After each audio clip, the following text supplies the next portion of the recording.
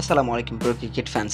দর্শক, আপনারা সকলে জানেন পাকিস্তানের বিপক্ষে বাংলাদেশ ২ ম্যাচের টেস্ট সিরিজ খেলতে গিয়েছে পাকিস্তান, এবং সেখানে কিন্তু প্রথম টেস্টে পাকিস্তান প্রথম ইনিংসে ১১৩ ওভার ব্যাট করে ৪৪৮ রানের একটা বিশাল সংগ্রহ দাঁড় করিয়ে তারা কিন্তু ডিক্লিয়ার ঘোষণা করে দিয়েছিল। যেখানে দলের হয়ে সর্বোচ্চ মোহাম্মদ রিজওয়ান ১৭১ রানের একটা ইনিংস খেলেন। শাকিল তিনি কিন্তু ২৬১ বলে ১৪১ রানের একটা দুর্দান্ত ইনিংস খেলেন।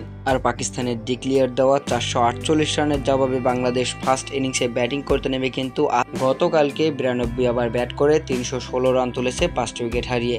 যেখানে শুরুতে জাকির হাসানের উইকেট তুলে নেয় নাসিম শাহ, এরপর নাজমুল হোসেন শান্ত ছিল ব্যর্থ, সাকিব আল হাসান ছিলেন ব্যর্থ। তাছাড়া সাদমান ইসলাম ৯৩ রানের একটা দুর্দান্ত ইনিংস খেলেছেন। পাশাপাশি কিন্তু মমিনুল হক 50 মেরেছেন।